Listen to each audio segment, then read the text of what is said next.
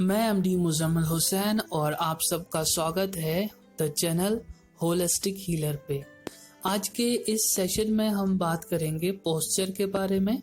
POSTURE posture is the attitude assumed by our body, यानी ये जो भी हमारा एक कुदरती तौर पर हमारे जो आकार बनते हैं, चाहे स्टैंडिंग में, सिटिंग में, नीलिंग में या लाइंग में या हैंगिंग में, ये हमारे जो नेचुरल आकार जो होते हैं, इसमें मसल्स अगर हम रेस्टिंग पोजीशन में भी रहते हैं तो मसल्स हमारी उस पोजीशन को मेंटेन रखती है। तो ये इनएक्टिव होता है। और एक्टिव में क्या होता है कि जैसे कि अगर हम स्टैंडिंग में हम दौड़ रहे हैं स्टैंडिंग पोजीशन में, तो हम हमारी एक तो लोअर लिम्ब की जो मसल्स होती है, जो एंटी ग्रेविटी मसल्स कहलाती है, तो वो तो एक तो वो उस कोऑर्डिनेशन जो बन रहा है वो तो एक तो वो उसमें मेंटेन कर रही है। साथ में जो हमारा ट्रंक है, नेक है, उस एरिया को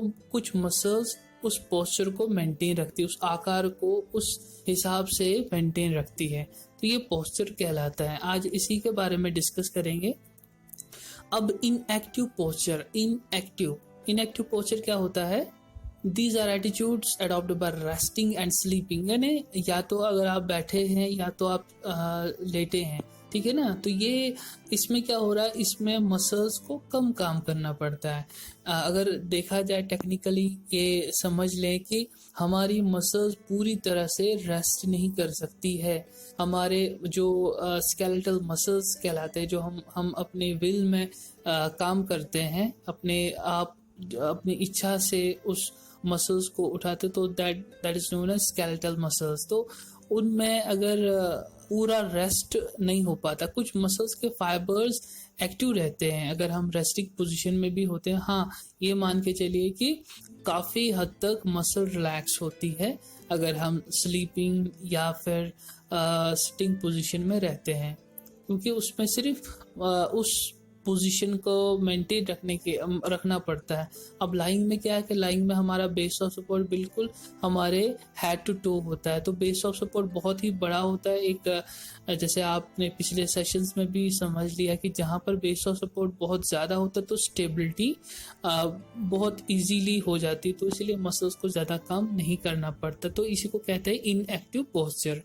अब एक्टिव पोस्चर के बारे में अगर देखेंगे तो इसमें क्या होता है, इंटीग्रेटेड मसल्स, यानी इसमें बहुत सारे मसल्स ग्रुप लगते हैं, कोऑर्डिनेशन लगती है। और या तो स्टैटिक होते हैं पोस्चर या तो डायनामिक पोस्चर होता है। स्टैटिक पोस्चर में यानी आप खड़े हैं, और डायनामिक पोस्चर में आप दौड़ रहे हैं या आप साइकिलिंग कर रहे हैं या आप ऐसा कोई काम करें जिसमें स्टैंडिंग के साथ साथ हमारे लिम्स मूव कर रहे हैं, ठीक है ना। तो ये हमारे एक्टिव पोस्चर कहलाते हैं।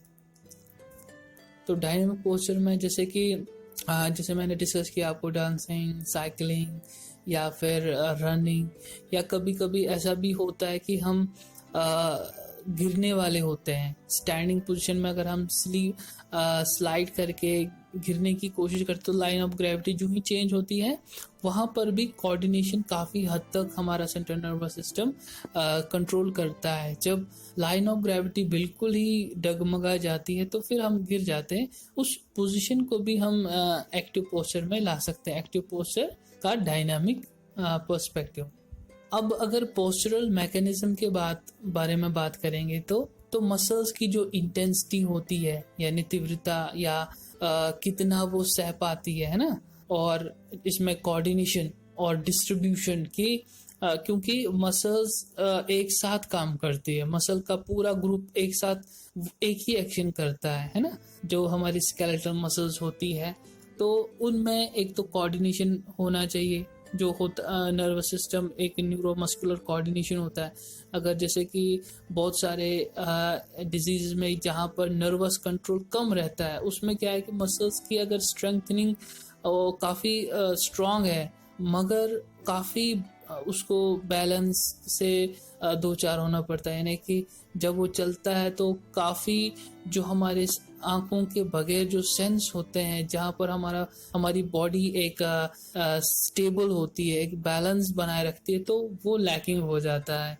तो आगे चल के भी हम ये समझ लेंगे कि आंखों के ज़रिए तो हम बैलेंस बनाते हैं, लेकिन साथ में बहुत सारे सेंस ऐसे भी होते हैं हमारी बॉडी के जो स्टेबिलिटी बनाए रखती हैं। तो उसमें हमारा जो न्यूरोमस्कुलर कोऑर्डिनेशन वो भी एक अहम चीज़ है। तो जो मैक्सिमम हमारे एक्टिव पोस्चर्स में जो मसल्स काम करती है वो हमारी एंटी ग्रेविटी मसल्स कहलाती है। एंटी ग्रेविटी का मतलब यह है कि जो ग्रेविटी हमें अपनी तरफ आकर्षित करती है, अपनी तरफ खींचती रहती है कॉन्टिन्यूसली, है ना, लगातार होता है। ऐसा नहीं कि वो ब्रेक करती है कहीं पे, पर नहीं, ऐसा नहीं होता है, वो लगातार हमें खींचती रहती है। और साथ में हम क्या करते हैं, एंटी ग्रेविटी का क्या होता है काम कि वो उसके अगेंस्ट में काम करते हैं। चाहे फ्लेक्शन, हम पैरों से हम सीढ़ियों पे चढ़ते हैं, दौड़ते हैं, या फिर ऐसा कोई काम करते हैं जो ग्रेविटी के अगेंस्ट होता है ना, इसीलिए उनको एंटी ग्रेविटी मसल्स कहते हैं। अब अगर नर्वस कंट्रोल को थोड़ा सा और डिस्क्राइब करें तो नर्वस कंट्रोल का बहुत ही इम्पोर्टेंट रोल होता है मसल की स्टेबिलिटी रखने में और कोऑर्डिनेशन रखने में, है ना। तो जितने भी हमारे स्केलेटल मसल होते हैं, स्मूथ मसल, जितने भी मसल्स हैं इन शॉर्ट के, उनका छोटे सूक्ष्म तत्व से हमारा नर्वस सिस्टम, जो सेंट्रल नर्वस सिस्टम है, उसका कंट्रोल रहता है।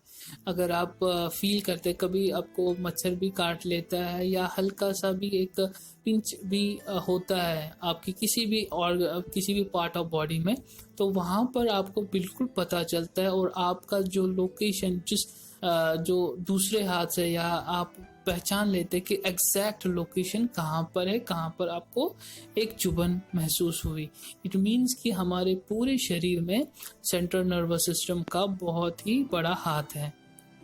अब अगर पोस्चरल रिफ्लेक्स की बात करें, पोस्चरल रिफ्लेक्स यानी कि आपको बहुत बार फील भी होता है कि आप जैसे बैठते हैं, कभी आपको गर्दन में दर्द हो रहा है, कभी आपको बैक में दर्द हो रहा है। दिस इज बिकॉज कि हमारे एक मैकेनिज्म है, एक मैसेज मैकेनिज्म है जो आपको बताता रहता है आपका पोस्चर, आपका जो आकार जो कुदरती तौर पर है वो सही नहीं है। इसीलिए कभी हमें बैक एक फील होती है काफ़ी समय तक बैठने में, कभी गर्दन में दर्द हो रहा है, कभी पैरों में दर्द हो रहा है। ये मोस्ट केसेस में क्या होता है, पोस्चर, बैड पोस्चर की वजह से होता है ना। तो आगे चल के हम आगे सेशन में भी ये डिस्कस करेंगे कि बैड पोस्चर और गुड पोस्चर के बारे में। अब अगर एफरेंट और इफरेंट की बात करेंगे, AFFERENT और EFFERENT, इसके बारे में हम बात करते हैं। तो जो EFFERENT, तो ये मोटर के लिए डिस्कस होता है।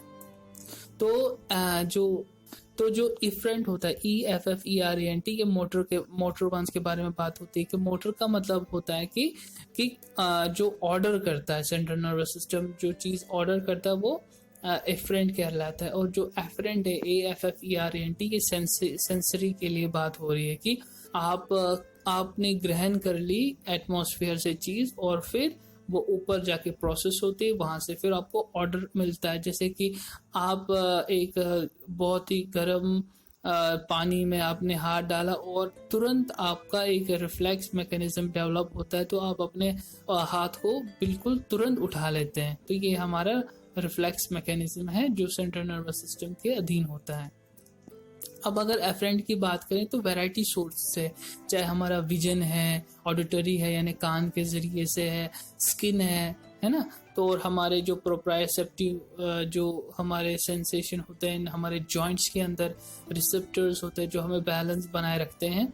उसी तरह टेंडन्स, गोल्गी बॉडी होती है जो अधिक तनाव में वो उत्तेजित होती है ना। तो बहुत सारे सेंसरी स्टिमुलस हमारी बॉडी में होते हैं और जो बिल्कुल प्रोसेस होके ऊपर जाते हैं, और वहाँ से क्या होता है, वहाँ से एक मोटर ऑर्डर आता है कि आपको क्या करना चाहिए। अगर स्ट्रक्चर की बारे में बात करें तो न्यूरोमस्कुलर एंड न्यूरोटेंडन स्पिंडल। यानी हमारे जो टेंडन मैंने इससे पहले भी सेशन में बताया था कि टेंडन क्या होता है, जो मसल और हड्डी को जोड़ता है, एक मीडियम होता है। तो उनमें एक मसल नर्व स्पिंडल होती है जो क्या, जिसमें क्या अधिक तनाव यानी अधिक स्ट्रेचिंग जब होती है हमारे मसल्स की, वो क्या होता है, उसमें एक रिफ्लेक्स आ जाता है, एक ऑटोमेटिकली वो वापस चला जाता है बहुत फोर्स के साथ, है ना। फॉर एग्जांपल अगर हम डॉर्सिफ्लेक्शन बहुत ज़्यादा पेशेंट को हम स्ट्रेच कर रहे हैं, बहुत अधिक कर रहे हैं, उसमें क्या होता है, एक अचानक क्या होता है कि मसल प्लांटर में चली जाती है। तो ये हमारा एक गार्डिंग मैकेनिज्म होता है। अगर अधिक हो जाता है, हमारी बॉडी बियर नहीं करती, तो ऑटोमेटिकली वो वापस वो कंट्रोल के लिए उसका अपोजिट मूवमेंट करता है। तो उसके बाद आइज के बारे में बात करते हैं। तो आइज क्या करते हैं, बेसिकली हम विजन देखते हैं, है ना, और साथ में बैलेंस भी बनाए रखते हैं। जैसे देखते देखते हम कोई साइकिल चला रहे हैं, है ना, या फिर गाड़ी चला रहे हैं, तो बैलेंस रोल प्ले करता है हमारी आइज, है ना। तो कुछ भी चेंजेस हो जाते हैं तो हमें विजुअल सेंसेशन मिल जाता है, और वो हमारे सेंट्रल नर्वस सिस्टम के जरिए से वहाँ ब्रेन में चला जाता है। और जो हमारे ईयर्स होते हैं, ईयर्स दो तरीके के काम करते हैं, एक तो सुनने का काम करते हैं और साथ में बैलेंस बनाए रखते हैं, है ना। जैसे कि हम वेस्टिबुलर, कॉक्लियर, जो हमारी जो क्रेनियल नर्व होती है हमारी, तो उसमें दो ऑप्शन, मतलब दो नर्व्स की ब्रांच रहती है। एक तो वेस्टिबुलर रहता है, एक कॉक्लियर रहता है। वेस्टिबुलर यानी जो बैलेंस बनाए रखते हैं, सेमी सर्कुलर कैनाल्स जो हमारे मिड ईयर में होते हैं, तो वहाँ पर बैलेंस बनाए रखते हैं, क्योंकि वहाँ पर एक फ्लूइड होता है, अगर उसमें हल्का सा भी आगे पीछे हो जाता है तो हमें हमारी बॉडी बताती है कि बैलेंस ठीक है कि नहीं ठीक है ना। तो यानी ईयर भी यहाँ पर बैलेंस बनाए रखता है हमारा। तो जॉइंट स्ट्रक्चर्स, जो हमारे जॉइंट्स होते हैं उसमें एक रिसेप्टर्स होते हैं, जैसे प्रोप्रियोसेप्टिव्स होते हैं। जब भी हम वेट बियरिंग रखते हैं, जब भी हम चलते हैं, तो वहाँ पर अप्रोक्सीमेशन जो दोनों आर्टिकुलर सरफेस आपस में पास आते हैं, तो वहाँ से भी हमें बहुत सारे मैसेजेस मिलते हैं बॉडी के ब्रेन के पास, है ना। ताकि हमारा, जैसे कभी कभी आपका पैर मुड़ जाता है, तो वो भी क्या होता है, वो भी डिसबैलेंस की वजह से होता है। तो वहाँ पर क्या होता है, स्पैज़म में चला जाता है, हमारा पैर ऑटोमेटिकली एक ही पोजीशन में रहता है। मतलब हम उसको चाहे भी, हम उसको अगर मोड़ते हैं तो बहुत पेनफुल रहता है। तो यानी ये सेफ गार्डिंग मैकेनिज्म होता है हमारी बॉडी का। तो कितने हमारे बैलेंस रखते हैं। जैसे अगर आइज, जैसे विजुअली इम्पेयर्ड जो थेरेपिस्ट है, आइज के बगैर भी हमारे बहुत सारे मैकेनिज्म होते हैं जिससे हम अपनी बॉडी को बैलेंस रखते हैं, कोऑर्डिनेटेड रखते हैं, है ना। और अपना पोस्चर हम बिल्कुल बखूबी अच्छी तरह से सेट कर सकते हैं। तो जितने भी ये इम्पल्सेस होती है, ये सारी कोऑर्डिनेशन कहाँ होती है, हमारी सेंट्रल नर्वस सिस्टम के ज़रिए से, है ना। स्पाइनल कॉर्ड के ज़रिए से ऊपर चला जाता है, वहाँ पर हमारे जो भी मोटर जो पॉइंट्स होते हैं, वहाँ पर इसका प्रोसेसिंग होता है और वहाँ से फिर ऑर्डर्स आते हैं उस एरिया की तरफ। तो अगले सेशन में हम good posture and bad posture के बारे में बात करेंगे, और कुछ ऐसी टेक्निक्स के बारे में बात करेंगे कि जिससे हम अपने पोस्चर को अच्छी तरह से मेंटेन रखें, और उस पोस्चर को कम से कम एफर्ट लगाए ताकि हम मसल्स का कम यूज करें और ज़्यादा उसमें फ़ायदा हो जाए। और इस सेशन में इतना ही। Thank you very much. Stay fit, stay blessed.